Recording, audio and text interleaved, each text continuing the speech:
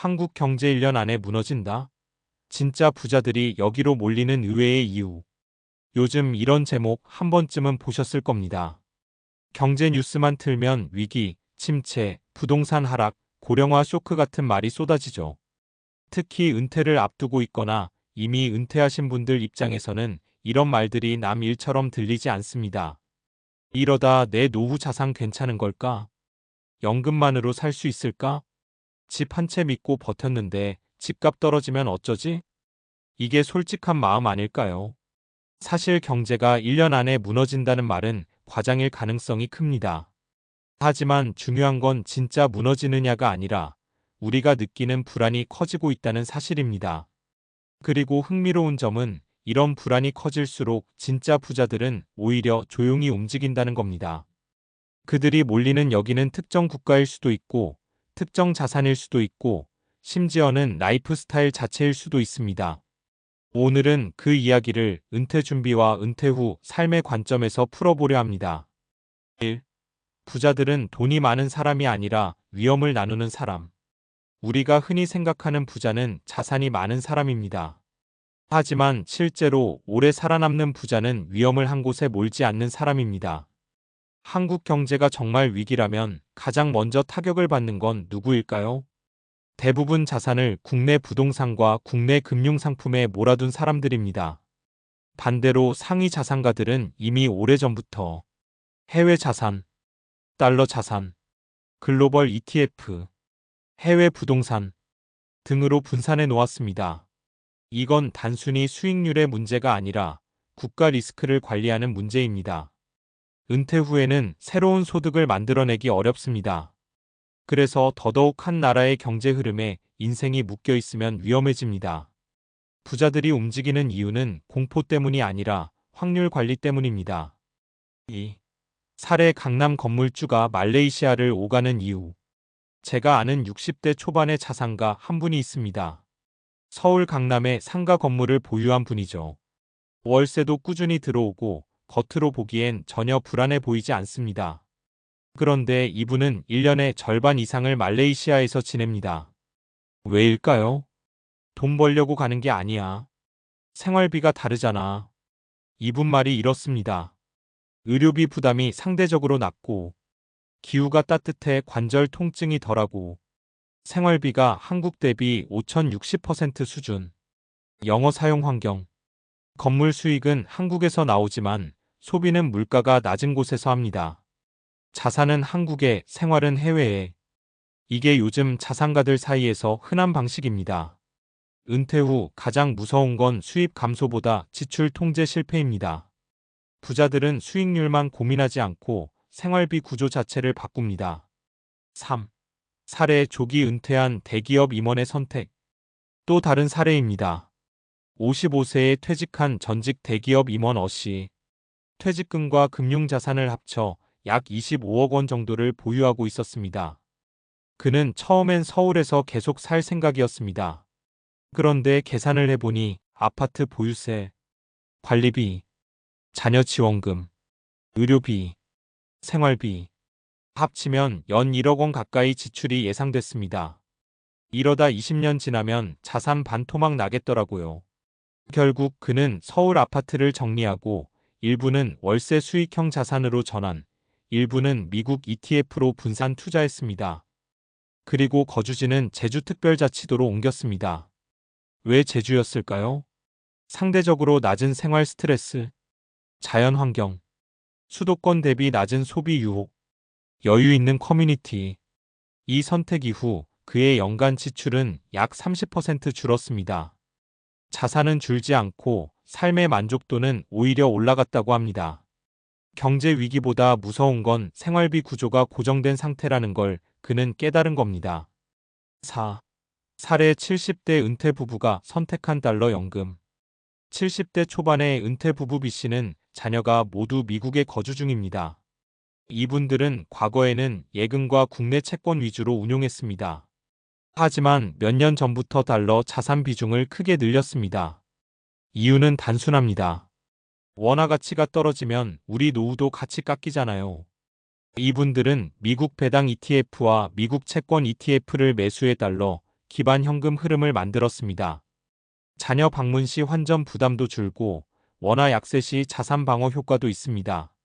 한국 경제가 당장 무너지지 않더라도 통화 가치 변동은 언제든 발생할 수 있습니다. 은퇴자에게 환율은 단순 뉴스가 아니라 생활비 문제입니다. 이 부분은 말합니다.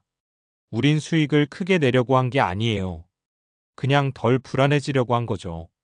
오, 여기의 정체는 사실 하나가 아니다. 그렇다면 제목에서 말한 여기는 어디일까요? 말레이시아 같은 해외 거주지, 제주 같은 국내 대안 지역, 달러 자산, 글로벌 ETF, 혹은 단순히 지출을 줄일 수 있는 삶의 구조. 결국 여기는 하나의 장소가 아닙니다. 리스크를 낮추는 방향 그 자체입니다. 진짜 부자들이 공통적으로 하는 건 세 가지입니다. 자산을 한 나라에 몰지 않는다. 생활비를 전략적으로 낮춘다. 현금 흐름을 통화 분산한다. 이건 거창한 투자 전략이 아니라 은퇴 이후를 오래 살아남기 위한 생존 전략에 가깝습니다. 6. 우리는 무엇을 고민해야 할까? 한국 경제가 1년 안에 무너진다는 말에 휘둘릴 필요는 없습니다. 하지만 이런 질문은 던져볼 필요가 있습니다. 내 자산은 한국에만 묶여 있지 않은가? 생활비 구조는 경직되어 있지 않은가? 환율 변화에 취약하지 않은가? 은퇴 후 30년을 버틸 구조인가? 은퇴는 단순히 일을 그만두는 게 아닙니다. 소득이 제한된 상태에서 불확실성과 함께 사는 시간입니다. 그래서 부자들은 수익률 12%보다 버틸 수 있는 구조를 더 중요하게 여깁니다. 불안이 커질수록 그들은 조용히 분산하고 이동하고 구조를 바꿉니다. 경제가 무너질지 아닐지는 아무도 모릅니다. 하지만 내 노후가 흔들릴지 아닐지는 지금의 선택에 달려 있습니다. 혹시 지금 이런 생각이 드시나요? 나는 아직 준비가 덜 된 것 같은데. 그렇다면 거창한 해외 이주부터 생각할 필요는 없습니다. 자산 구조를 점검하고 지출을 계산해보고 환율을 이해하는 것부터 시작하면 됩니다. 진짜 부자들이 몰리는 여기는 사실 멀리 있지 않습니다. 그건 결국 불안에 휘둘리지 않는 구조 안에 있습니다. 은퇴 준비는 돈을 많이 모으는 경쟁이 아니라 오래 안정적으로 살아남는 설계라는 사실. 이걸 먼저 이해하는 사람이 결국 가장 부자가 됩니다. 앞에서 우리는 진짜 부자들이 왜 움직이는가를 이야기했습니다. 그들은 공포에 반응하는 게 아니라 확률과 구조를 관리한다고 했죠. 그렇다면 다음 질문은 이겁니다. 그 구조를 어떻게 만들 것인가? 감이 아니라 논리와 근거를 바탕으로. 이제부터는 감성 이야기가 아니라 숫자와 과학 이야기입니다. 1. 은퇴의 본질은 수익이 아니라 지속 가능성이다. 은퇴 설계에서 가장 중요한 개념 중 하나는 지속 인출 가능성의 SUSTAINABL이 위드드로얼 레이트입니다. 미국 금융학계에서 유명한 4% 룰은 트리너티 유너버서티 연구팀이 발표한 이른바 트리니티 스터디에서 출발했습니다. 과거 70년 이상 데이터를 분석해보니 자산의 4%를 매년 인출해도 30년간 고갈되지 않을 확률이 높았다는 결과였습니다. 핵심은 이겁니다. 많이 버는 게 아니라 고갈되지 않는 속도로 쓰는 것. 은퇴 후 자산이 줄어드는 이유는 단순합니다. 생활비 인출, 물가 상승, 시장 하락 시점에 겹치는 인출 시퀀스 리스크. 여기서 특히 중요한 게 시퀀스 어브 리턴즈 리스크입니다. 예를 들어볼까요? 같은 평균 수익률 6%라도 은퇴 초반 35년에 큰 폭의 하락을 겪으면 자산 회복이 거의 불가능해집니다. 왜냐하면 하락한 상태에서 계속 생활비를 뺐어야 하기 때문이죠. 그래서 부자들은 은퇴 직전에 현금성 자산을 23년치 확보, 채권 비중 확대, 통화 분산을 미리 해둡니다. 이건 투자 감각이 아니라 통계 확률 관리입니다. 2. 장수 리스크는 생각보다 훨씬 크다. 통계적으로 한국은 이미 초고령 사회입니다. 통계청 자료에 따르면 기대 수명은 83세를 넘고 건강 수명도 꾸준히 늘고 있습니다. 문제는 여기 있습니다. 은퇴는 보통 60세 전후. 그렇다면 2530년을 추가로 살아야 합니다. 30년입니다. 30년은 짧지 않습니다. 한 세대입니다. 의학적으로도 인간 수명은 계속 늘고 있습니다. 암 생존율은 지난 20년간 크게 상승했고 심혈관 치료 기술도 발전했습니다. 즉, 오래 살 확률은 계속 높아집니다. 이걸 경제학에서는 장수 리스크 론제버티 리스크라고 부릅니다. 아이러니하죠. 오래 사는 게 축복이면서 동시에 재무적 위험입니다. 그래서 부자들은 연금처럼 죽을 때까지 나오는 구조를 일부러 만듭니다. 배당 자산, 임대 수익, 종신형 연금, 달러 기반 채권이자. 이건 욕심이 아니라 혹시 95세까지 살면? 이라는 질문에 대한 대비입니다. 3. 통화 분산은 심리 안정 효과도 있다. 앞서 달러 자산 이야기를 했죠. 많은 분들이 묻습니다. 환율은 예측 불가능한데 왜 굳이? 여기에는 경제학뿐 아니라 행동과학도 작용합니다. 데니얼 Kahnema는 인간이 손실의 이익보다 2배 이상 민감하다고 설명했습니다. 이를 손실 회피 성향이라고 합니다. 원화 가치가 급락하면 실제 생활비가 변하지 않아도 심리적 불안은 급격히 증가합니다. 하지만 달러 자산이 일정 비중 있다면 환율 급등 시 자산 평가액이 오릅니다. 이때 뇌는 보호받고 있다는 신호를 받습니다. 이게 단순한 심리 문제가 아닙니다. 은퇴 후 의사결정의 70% 이상은 감정 영향을 받는다는 연구도 있습니다. 공포는 과도한 매도, 과소비 억제, 가족 갈등을 유발합니다. 즉, 통화 분산은 수익 전략이 아니라 감정 안정 장치이기도 합니다. 4. 왜 생활비 구조가 가장 중요할까? 경제학자들은 자산 증식보다 소비 통제가 장기 생존 확률에 더 큰 영향을 준다고 말합니다. 간단한 예를 들어보죠. 자산 20억 원, 연 4% 인출 8천만 원. 자산 15억 원, 연 4% 인출 6천만 원. 차이는 5억 원이지만 생활비가 6천만 원 이하라면 후자가 더 안전합니다. 즉, 자산 규모보다 소비 구조가 생존을 결정합니다.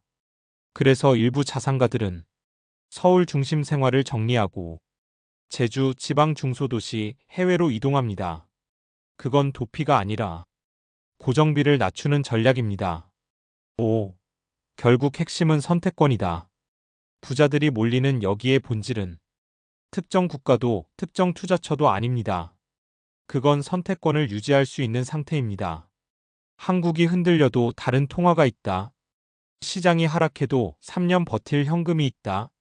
생활비를 줄일 수 있는 대안 거주지가 있다. 죽을 때까지 나오는 현금 흐름이 있다. 이 상태가 되면 경제 뉴스에 휘둘리지 않습니다. 반대로 선택권이 없으면 뉴스 헤드라인 하나에도 심장이 흔들립니다. 6. 은퇴는 투자 게임이 아니라 확률 게임이다. 젊을 때는 공격적으로 수익을 추구해도 됩니다. 회복 시간이 있으니까요. 하지만 은퇴 이후는 다릅니다. 회복 시간이 없습니다. 노동소득도 없습니다. 건강 변수도 존재합니다.